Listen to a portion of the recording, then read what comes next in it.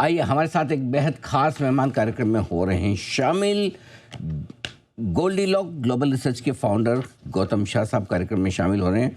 आप पेशे से, एजुकेशन से आप CMT सर्टिफाइड मार्केट टेक्नीशियन हैं, CFT चार्टर्ड फाइनेंशियल टेक्नीशियन है, MSTA member of society of technical analyst है और स्टॉक मार्केट का लंबा गहरा अनुभव गौतम शाह साहब का है, 20 सालों से ज़्यादा काम।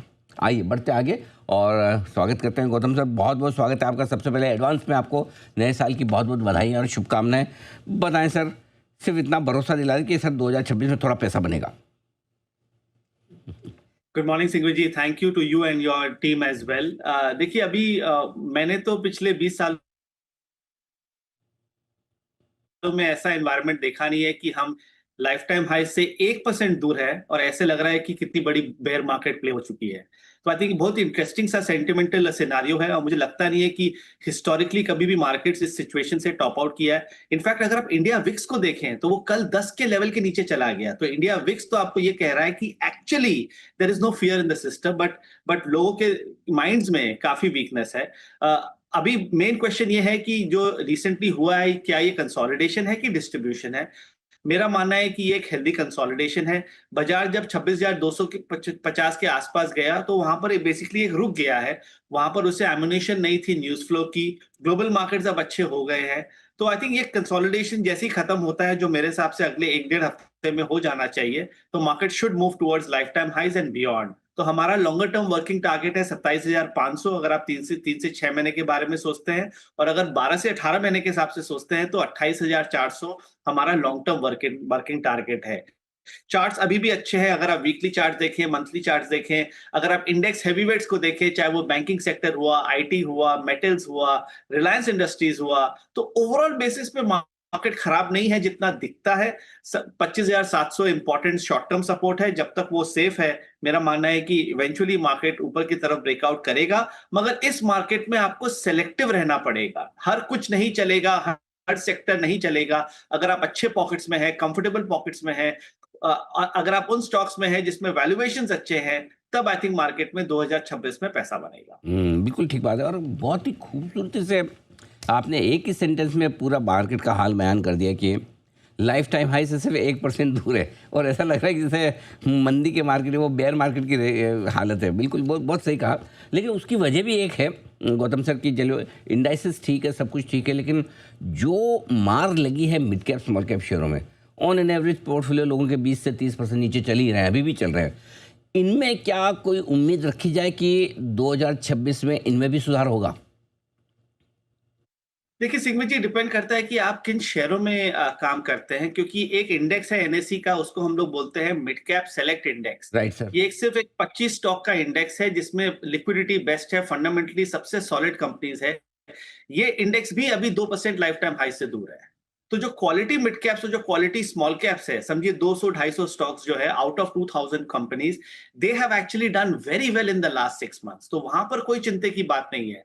बट क्या लोगों का आदत हो गया है पिछले 5 सालों में ग्रेड बी, ग्रेड सी और ग्रेड डी स्टॉक्स में पैसा बनाने का, और उसमें पैसा अभी बन रहा नहीं है क्योंकि वहां पर म्यूचुअल फंड की बाइंग नहीं है और HNI का इंटरेस्ट काफी कम है और मार्केट अपना इतना शैलो हो गया है कि थोड़ी बहुत भी सेलिंग आती है ये सब शेयरों में तो वो बहुत जल्दी से गिर जाते हैं। वही अगर आप टॉप स्टॉक्स को देखिए, max financial, Indian hotels, I can name many mid caps and small caps, वो काफी अच्छा कर रहे हैं। तो स्मॉल कैप और मिड कैप में डेफिनेटली कम बैक आएगा। आई थिंक एक ऐसे लेवल्स पे है जहां पर रिस्क रिवॉर्ड अच्छी है। But the key point is quality mid cap small cap में रहिए जहां पर वैल्यूएशंस अच्छे हैं, वो अच्छा करेंगे अगले 1 साल में। आपने बहुत सही कही कि मिड कैप स्मॉल कैप खरीदने भी हैं तो वो अच्छे वाले, बेहतर वाले, मतलब एकदम वो कचरा वाले ना खरीद लें जो कि चले ही ना। लेकिन हर बार जब थोड़ी मजबूती बनती है, तेज़ी बनती है, तो लीडरशिप भी बदलती है। इस बार की तेज़ी में लीडरशिप आपको कहाँ नजर आती है? कोई सेक्टर, कोई स्टॉक्स जो आपको लगता है कि ये आगे रहेंगे, भागेंगे? देखिए लीडरशिप तो स्क्रीन पे क्लियरली दिख रहा है, वो बैंक्स के साथ है। आपने देखा कि बैंक निफ्टी ने क्या किया, और बैंक्स में भी PSU बैंक्स ने आपने देखा क्या किया। SBI 1000 के लेवल के पास है। कैनरा बैंक में मूवमेंट देखिए, यूनियन बैंक देखिए, बैंक ऑफ बड़ौदा देखिए। Top PSU banks have done exceedingly well in the last 3 to 6 months, और हम गोल्डीलॉक्स में इसको काफी रेकमेंड कर चुके हैं as a basket in the last 6 months। तो बैंकिंग अभी भी मुझे अच्छा लगता है। 60,000 का एक इंपॉर्टेंट रेसिस्टेंस है, वहां से थोड़ी बहुत वीकनेस आई है। मुझे लगता है कि अगले अटेम्प्ट में 60,000 निकल जाएगा, और अगर वो होता है तो बैंक निफ्टी 67,000 तक जा सकता है। पर जो पुराने बड़े थीम्स थे, डिफेंस, रेलवे, इंफ्रा, वो अभी चल रहे नहीं है। कैपिटल गुड्स वो अभी चल रहे नहीं है। बट एक जो सेक्टर है जो मैं पिछले 6-8 महीनों से कहते आया हूं, वो है मेटल्स। अगर आप नॉन फेरस मेटल्स में देखिए, वहां एक मेगा ट्रेंड है, और बेस मेटल्स में जो दुनिया भर में जो हो रहा है अभी, मुझे लगता है कि इसमें और बड़ी तेजी है। तो नए सेक्टर्स डेफिनेटली निकल के आ रहे हैं। अगर आप एल&टी ग्रुप स्टॉक्स को देखें, मेटल्स ओवरऑल बेसिस पे देखें, ऑटो को देखें ओवरऑल बेसिस पे, तो मुझे लगता है कि यहां बड़ी अपॉर्चुनिटी है along with banks and the entire financial services space. तो ये है आपके लिए बैंकिंग शेयरों की लीडरशिप, और 66-67 हज़ार तक जाने की तैयारी बैंक निफ्टी की हो सकती है। एक बहुत ही बेहतरीन टारगेट बैंक निफ्टी पर आया है गौतम शाह साहब की तरफ से। आइए गौतम जी, जो ड्रीम रन सोने और चांदी में चल रहा है, क्या 2026 में ब्रेक लगेगा या आगे बढ़ेगा? मुझे लगता है कि ब्रेक लेगा। आई थिंक पिछले 2 सालों से हम इसमें काफी बुलिश रहे हैं, और हमारा रिकमेंडेशन पिछले 1 महीने में प्रॉफिट बुकिंग का रहा है। मुझे लगता है कि जो होना था एक बार के लिए हो गया। इस लेवल्स पे खरीदारी नहीं कीजिए। आई थिंक रिस्क रिवॉर्ड अच्छी है नहीं। सिल्वर पे 66-67 डॉलर्स पे काफी बड़ा रेसिस्टेंस है। गोल्ड में 43-4400 इंटरनेशनल प्राइसेस में काफी बड़ा रेसिस्टेंस है। और मुझे लगता है कि अगले 3 से 6 महीनों में हम एक अच्छा करेक्शन गोल्ड और सिल्वर में देखेंगे। बट अगर आपका 3 से 5 साल का नजरिया है, तब आप डेफिनेटली इन्वेस्टेड रहिए, क्योंकि करेक्शन के बाद ये वापस आएंगे, क्योंकि ये मल्टी ईयर ट्रेंड है मेरे हिसाब से। So short term view is negative, long term view is positive. अभी ज्यादा इक्विटी मार्केट पे कॉन्सेंट्रेट कीजिए, वहां ज्यादा अपॉर्चुनिटी है, ना कि गोल्ड और सिल्वर में। तो सोने चांदी में एक तरफा तेजी के बाद अब थोड़ा सा रुक जाना ठीक है। नया निवेश करने के पहले थोड़ा सा करें इंतजार करेक्शन का।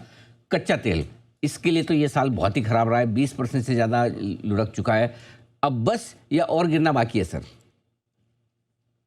देखिए, नाइमेक्स क्रूड $55 के आसपास है। जब तक ये 55 और 70 के रेंज में है, तब तक मेरे हिसाब से कोई चिंता नहीं है, क्योंकि क्रूड में प्रॉब्लम क्या है कि अगर वो ज्यादा चल जाए तो प्रॉब्लम, और अगर ज्यादा गिर जाए तो प्रॉब्लम।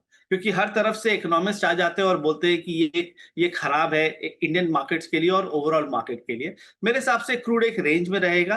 बट जो मैं अभी ज्यादा क्लोजली देख रहा हूं, वो है यूएसडी आईएनआर। यूएसडी आईएनआर 91 के लेवल पे है। काफी बड़ी अप्रिसिएशन हमने पिछले कुछ महीनों में देखी। उसके कारण भी इंडियन मार्केट्स उतना चला नहीं। 91 हाफ एक बहुत इंपॉर्टेंट रेसिस्टेंस है, और अगर यहां से रुपी अगर अप्रिशिएट करना चालू कर दे, जो मेरे हिसाब से हो सकता है, तो इक्विटी मार्केट्स के लिए काफी अच्छा रहेगा, क्योंकि एक डायरेक्ट कोरिलेशन है इंडियन रुपी और निफ्टी का और इंडियन मार्केट्स का। तो मुझे लग रहा है कि 91 में एक बॉटम रुपी के लिए बन सकती है। बिल्कुल। तो करेंसी मार्केट में भी थोड़ा सा एक बार फिर से बताएं सर, क्या क्या लेवल्स आपने रुपए के बताएं डॉलर के सामने? 91 हाफ। बस यहीं रुक जाएगा, इससे ज़्यादा नहीं घटेगा? देखिए, बोल तो नहीं सकते हैं, नहीं, घटते ही मतलब जा रहे हैं हाँ, ऐसे तो ब्रॉडली मतलब पिछले रुकना 8 चाहिए। महीने में। हाँ, बट स्टडी के हिसाब से यही लगता है कि 91 हाफ में एक बहुत बड़ा सपोर्ट है इंडियन रुपी का। और जिस तरह की मैडनेस हमने पिछले 1 महीनों में देखी है, ऐसे रुपी तो देखिए एक स्मॉल कैप स्टॉक की तरह चल रहा है अभी, जिस तरह से हो रहा है। पर मुझे लग रहा है कि यहाँ पर एक स्ट्रेंथ आनी चाहिए। मुझे लग रहा है यहाँ स्टेबिलिटी आएगा। अरे ना गौतम सर, आज आप सारी अच्छी अच्छी बातें कर रहे हैं, एकदम बढ़िया, फर्स्ट क्लास। तो मैं थोड़ा सोचूंगा एक आध कोई मुश्किल वाला सवाल भी पूछूं, सारी अच्छी बातें की। सर, ये अमेरिका के बाजार ढह तो नहीं जाएंगे? बबल वबल फूटने वाला है क्या 2026 में? देखिए, बबल की बातें तो 2 साल से चल रही है। राइट। तो उसके बाद भी हमने यूएस मार्केट्स में काफी स्ट्रेंथ देखा। US market is right at the forefront of the AI trade, which can not be denied. US market companies अभी भी काफी स्ट्रांग है। एनवीडिया का रिजल्ट्स देखिए, अल्फाबेट के रिजल्ट्स देखिए, अभी भी काफी स्ट्रांग है। उसके वैल्यूएशंस अभी भी कंफर्टेबल है in comparison to the rest of the world.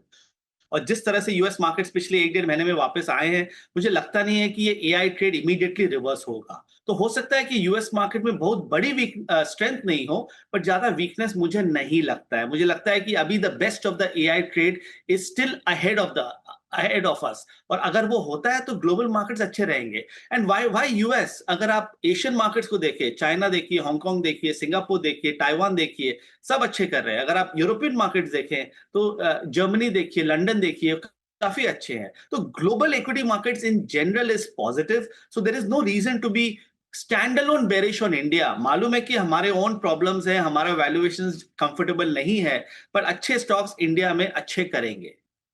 बिल्कुल ठीक बात है। तो ये आपके लिए पूरी पूरी राय, भारत पर फोकस करें, भारतीय शेयरों पर फोकस करें और जहां अच्छी स्टोरीज, अच्छे वैल्यूएशंस, अच्छे फंडामेंटल्स हैं वहां पैसा लगाएं।